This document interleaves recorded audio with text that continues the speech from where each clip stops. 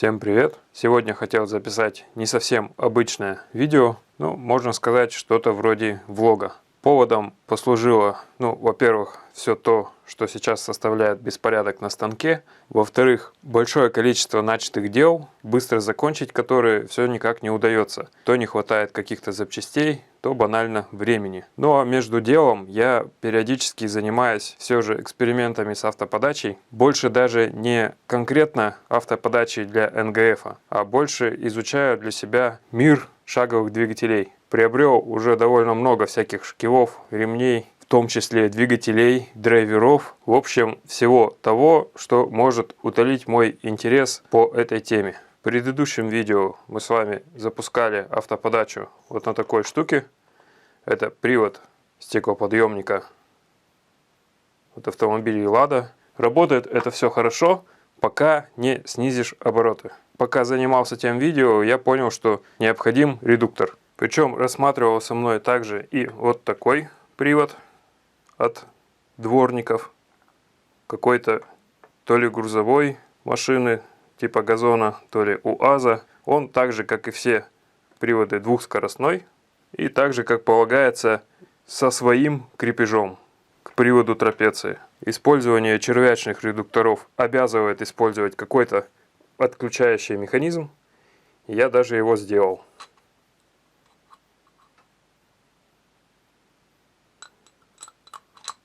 Нейтральное положение здесь в середине. Позже будет понятно. Также мне неоднократно задавали вопрос по поводу крепежа привода к винту продольной подачи. Вот так выглядит наконечник. Он не закален. Я просто нагревал кончик, чтобы запихнуть сюда каленый штифт. В обратной части винта, соответственно, рассверливается отверстие. Для этого, конечно же, пригодится токарный станок. Но если его нет, в принципе, по центровке можно сделать это и дрелью. И прорезается паз под вот этот штифт. Его тоже можно сделать ножовкой или болгаркой. Но впоследствии этот механизм является таким миниатюрным карданчиком, который вставляется сюда и никак не крепится. То есть он будет держаться на месте за счет обратной части. Какую вы сделаете обратную часть, так и будет извлекаться этот механизм. У меня он просто защелкивается без какого-либо разбора механизма смещения стола. То есть винт всегда на месте. Именно нестабильное поведение на низких оборотах вот этих приводов меня побудило все-таки посмотреть в сторону шаговых двигателей. Потому что шаговые двигатели работают по сути по обратному принципу. Чем больше обороты на шаговом двигателе, тем меньше крутящий момент. Чем ниже обороты, тем крутящий момент выше. То есть на низких оборотах шаговый двигатель будет работать на порядок стабильнее. Сам по себе шаговый двигатель, вот допустим с таким редуктором, фактически можно не отключать от вала, то есть не делать механизм отключения. Но при этом всем может погореть драйвер, так как двигатель при вращении является очень неслабым генератором. Также мной уже припасены вот такие концевики. Такие штуки можно найти в радиомагазинах или, по-моему, даже на Алиэкспрессе. Это стандартный микропереключатель с рычажком, который позволяет весьма неточно организовывать нажим, но при этом микровыключатель срабатывает четко. На этих шкивах обычно применяют ремни, называются GT2 и разной ширины. Вот это у меня 10 мм, естественно, разной длины. Чаще всего их можно найти в разомкнутом состоянии. То есть они продаются в виде ленты, которая потом склеивается под необходимую длину. Но иногда можно найти и замкнутые. Как, например, в моей ситуации, когда я, в принципе, крепежи могу подогнать под любую длину ремня. И плюс сделать натяжитель. Итогом моих продолжительных раздумий и периодических творений явилась вот такая вот штука. Страшная. В данном случае я еще и параллельно экспериментировал со сваркой полуавтоматом и так далее и тому подобное. Снимать весь процесс смысла особого не было, но некоторые промежутки все же снял. Основная идея, как вы понимаете, это использование шестеренок от привода болгарки, она же УШМ. Обошлась мне эта пара шестеренок буквально в районе 250 рублей. Заказывал на Алиэкспресс, предварительно примерно прикинул размеры. Эти шестеренки пришли, и они уже в моем механизме. Все это держится фактически на прихватках. И сегодня я как раз хочу заняться тестом вот этой всей конструкции. Хватит ли крутящего момента с таким редуктором? Передаточное число тут составляет в районе 2,7 к 1. Точную цифру я не запомнил, да и ни к чему. Почему все так сложно? Потому что вот эта часть, по моему замыслу, как видно, она находится в подпружиненном состоянии, она может отодвигаться. Эти шестерни будут не только удобным редуктором, но и будут составлять механизм подключения к валу.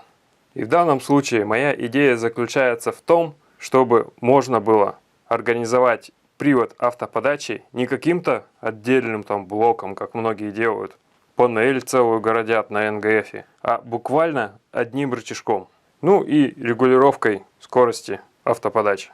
Насчет ускоренной подачи при использовании редуктора, я думаю, рассуждать бессмысленно, да и нужна ли она при такой схеме. Сейчас я расскажу, в чем заключается эта схема. Она еще не доделана, но потому что я еще не проверил, хватит ли крутящего момента этому двигателю с этим редуктором. Если хватит, то уже буду доделывать дальше.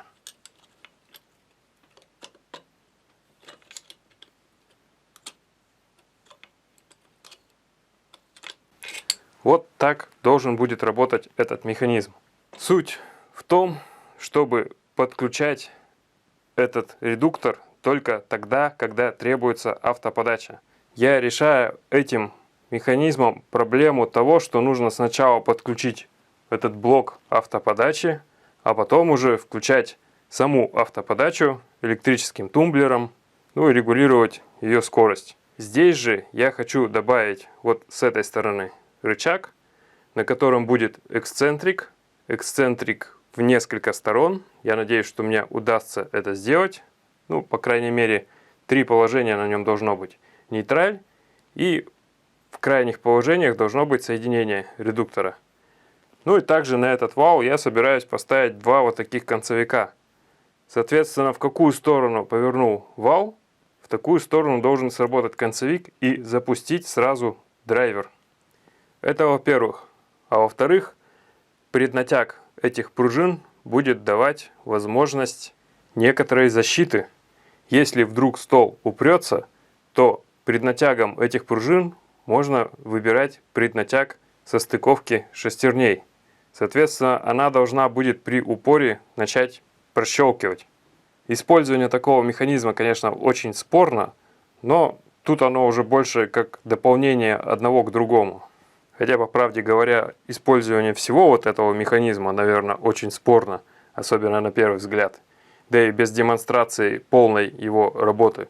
Но перед вами промежуточный этап, поэтому как-то так.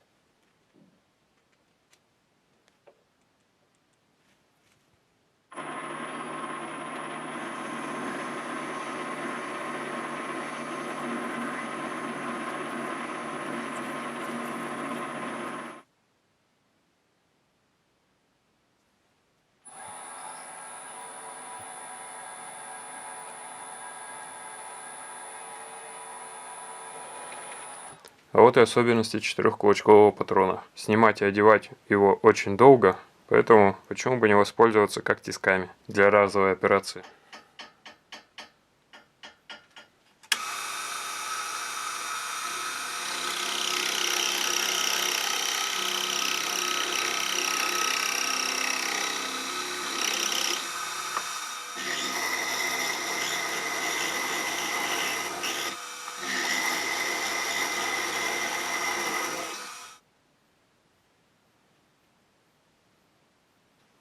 Насадил ее, в общем-то, на горячую, подтянул винтом, сверху одел шестеренку и немножко подкернил втулку, чтобы эта шестеренка точно никуда не ушла. Каждый раз, когда хочется четко и утвердительно высказаться о каком-то действии, ну, как в данном случае с подъемом стола в одном из предыдущих видео, сразу же нужно вспомнить одну известную фразу: «Не зарекайся». В итоге первая же деталь, которую я захотел обработать после изменения стакана, уперлась в недостаточность подъема стола. В этом случае, как и во многих других, вступает в силу закон подлости.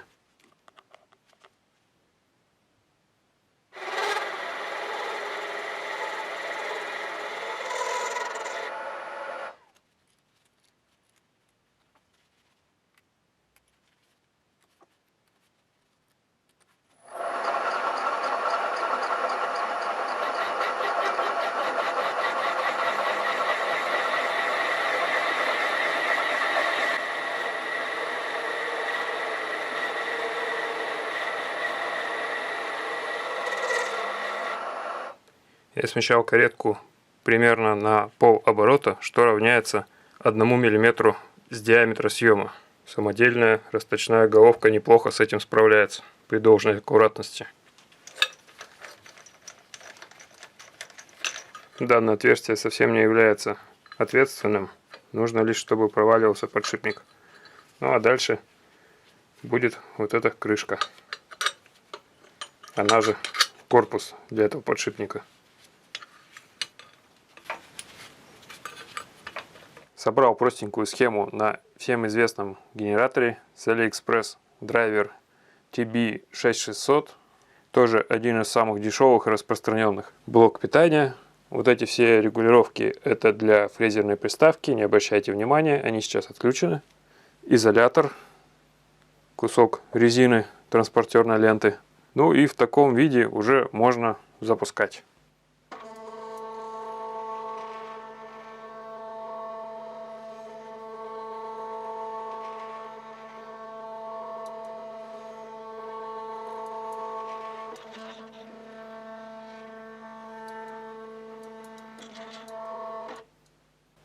Звук есть, движения почти не видно.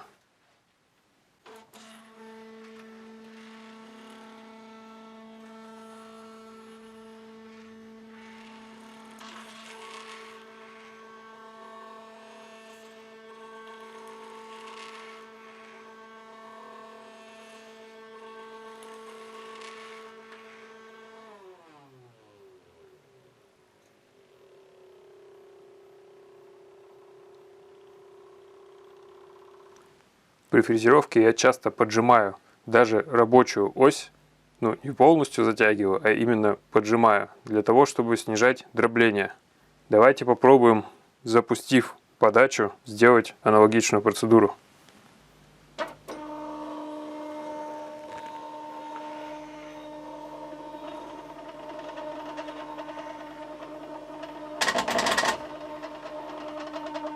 Я думаю, вы слышали треск. Это как раз была работа механизма защиты от перегруза. Работает это вот так.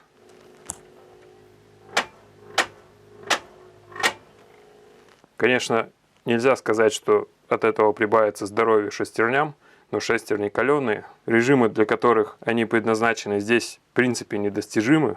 И я думаю, ничего страшного в ближайшие лет 10 им не станет. Сам механизм пока крепко не закреплен, поэтому видно, как его немного отгибает. Ну и надо сказать, крутящий момент этот механизм с редуктором развивает значительно больше, чем напрямую. Прощелкивать шестерни начали в тот момент, когда я затянул клин на максимум. И при этом он все равно умудрялся прокручивать винт. Так что я думаю, что теперь крутящего момента должно хватить для нормального фрезерования на низких подачах. Но автоподача с большой скоростью в принципе не особо-то нужна, так как все равно придется будет находиться рядом для того, чтобы включать и отключать ее. Ну а тут можно будет просто покрутить ручкой. Если я доделаю этот механизм до конца, так как планировал, то в отключенном положении двигатель будет полностью отсоединен от винта и никоим образом не будет мешать его вращению.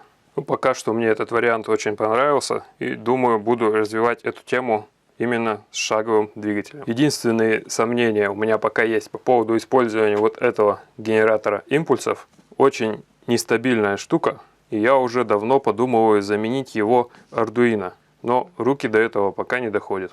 Я накрыл почти всю электронику там сзади, и давайте-ка попробуем чего-нибудь фрезернуть.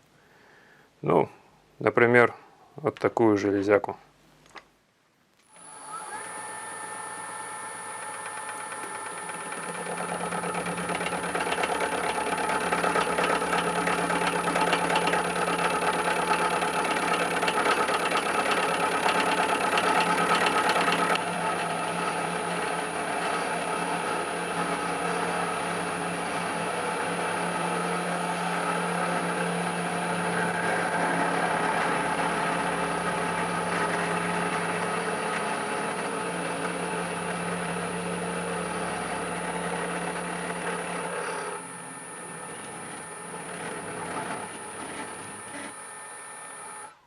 Намеренно закрепил эту деталь поперек, для того, чтобы подача нужна была очень маленькая. По моему мнению, это именно тот случай, когда нужна низкая подача, и она должна быть автоматической. Потому что ручка движется с такой скоростью, что вручную ее крутить с такой же скоростью не хватит никакого терпения. Ну и логично будет на данном этапе эксперимента провести все же примерный замер. А до скольки же можно снизить скорость автоподачи? Напомню, что в планах у меня было достичь 12-15 мм в минуту. Именно такие подачи обычно встречаются на широко распространенных станках. Для этого сделал метку, и остается лишь запустить по секундомеру движение стола ровно на минуту.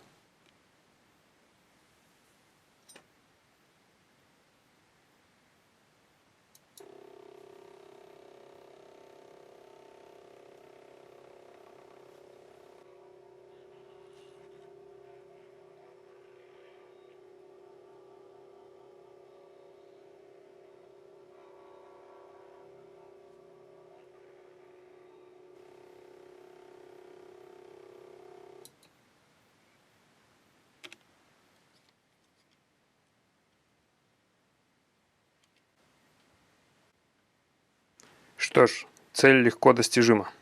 Даже с таким не особо качественным генератором импульсов можно достичь очень низких скоростей. При этом переключатель, здесь есть переключатель режимов работы, расположен в среднем положении. То есть можно еще снизить или еще увеличить диапазон скоростей. Двигатель в данном случае используется формата NEMA 23. Продавец на Директлоте когда-то писал, что он использовался совместно с драйвером на 2,8 ампера.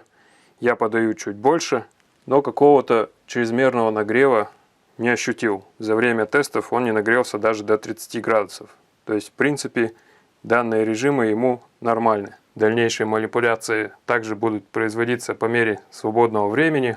Нужно доделать механизм отключения, корпус, разобраться с электроникой. Ну и еще много-много всего. Поэтому уделять на это основное время я не хочу. Буду делать понемногу. Ну, у меня на этом все. Всем спасибо за просмотр. До свидания.